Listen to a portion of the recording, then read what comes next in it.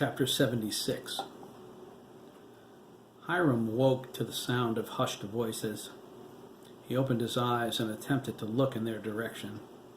It was the clique of nurses who ran the daily operation of the Wanderley nursing home in Brooklyn.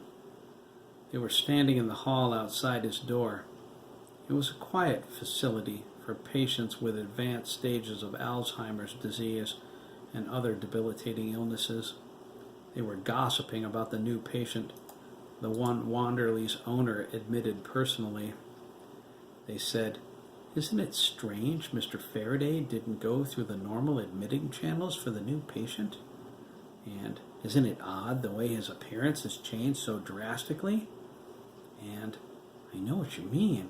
I could have sworn he was a teenager when he arrived." Another suggested, "You two need glasses. He's always been the same old man he is now." To which the response was, "Regardless, it doesn't change the fact that something odd is going on. Mr. Faraday never comes on the floor, and he certainly doesn't deal directly with the patients. There's no care plan.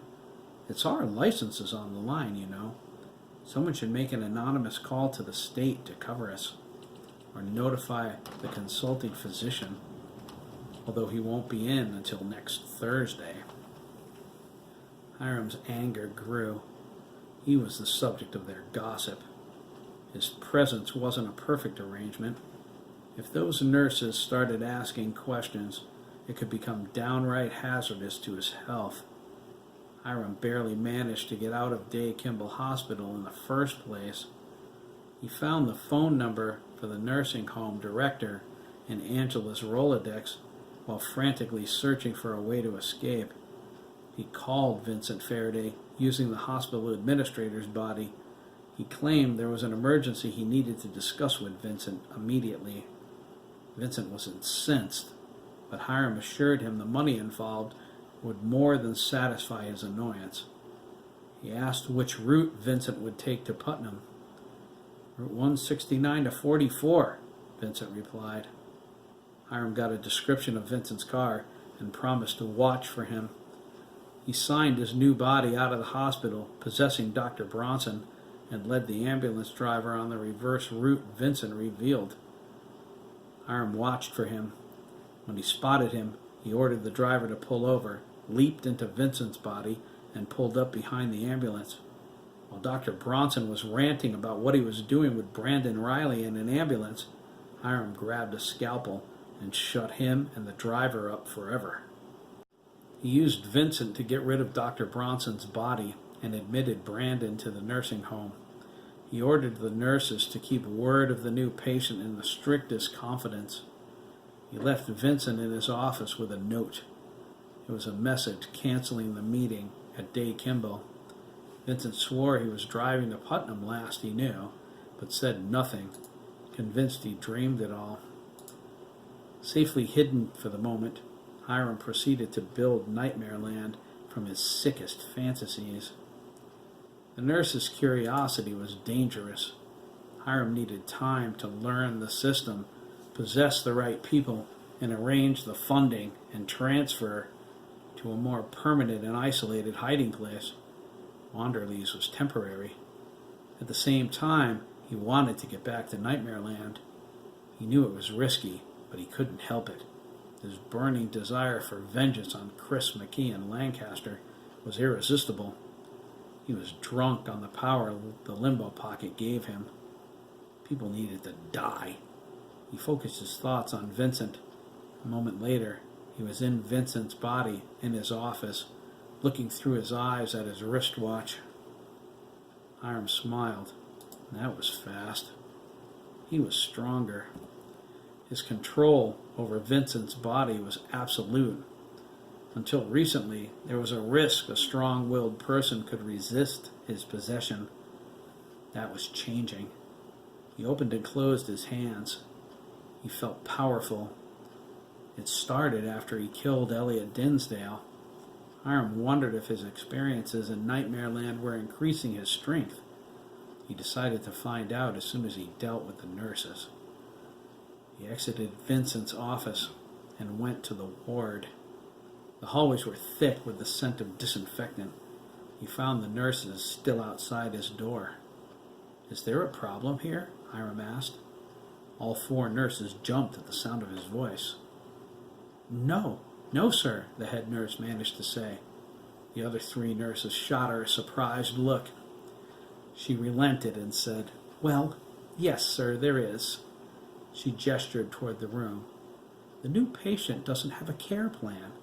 We're feeding him intravenously, but we have no diet order." She swallowed hard. "It's not right, sir." Hiram smiled. "Yes, nurse," he said.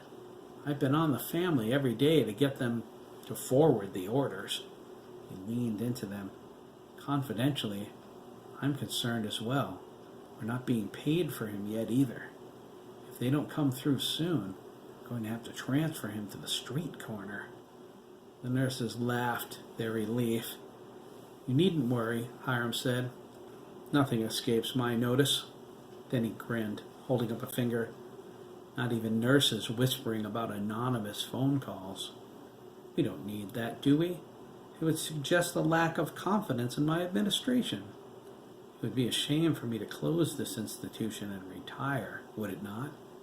"Sir," the head nurse gasped. "I've been here for almost 20 years. I'm up for retirement in 2 years and 6 months. Hiram crossed his arms. "And I expect you to demonstrate more loyalty, nurse," he said. "This patient's situation will be resolved in due course. I ask you all to exercise patience and discretion in this matter. I understand his nutritional needs to be regular. Maintain a standard regimen. I'm sure the proper forms will arrive within the week. The world won't end in such a short period." "I'm satisfied," the large nurse offered. "As am I," the head nurse said. "We're sorry we doubted you, sir. Carry on with your duties." They walked quickly away in 4 different directions. Hiram went back to Vincent's office. His astral form was bursting with power. He had places to go and boys to kill. He leaped out of Vincent's body and floated up through the ceiling. Vincent woke in a panic. This time, he knew he blacked out by the time. 10 minutes vanished in the blink of an eye. He picked up the phone and called his physician. He decided he was overdue for a physical. Hiram flew toward the cemetery next to the Brooklyn Fairgrounds. He sailed past a lone mourner kneeling at the grave of a 19-year-old. He was crying. Hiram noticed he wasn't much older than 19, too. A friend, he wondered? A brother? Hiram sailed toward the back of the cemetery to the abandoned crypt near his father's grave. The groundskeeper was using it for storage. Hiram passed through the heavy iron doors and paused before the portal that led to Nightmare Land. He frowned at the darkness within. There must be a way to keep it running when I'm gone, Hiram thought. It has to have something to do with how powerful I feel. He wondered, does killing kids in Nightmare Land make me stronger? Hiram wasn't sure if killing was the deciding factor. He didn't kill Coco, thanks to that little bastard Reno, but he came away from that confrontation feeling an increase in strength. Is it the pain? Hiram had to admit the sensation of someone else's suffering was more significant than any experience he had ever known. He needed more pain, more suffering. It was the only way to know for sure. If it's killing that makes me stronger, Hiram muttered, clenching a fist, I'll kill them all. He sailed through the doorway. The park came to life, brighter and louder than before. Hiram's grin was maniacal. Time to turn up the heat, he exclaimed, and vanished into Nightmare Land.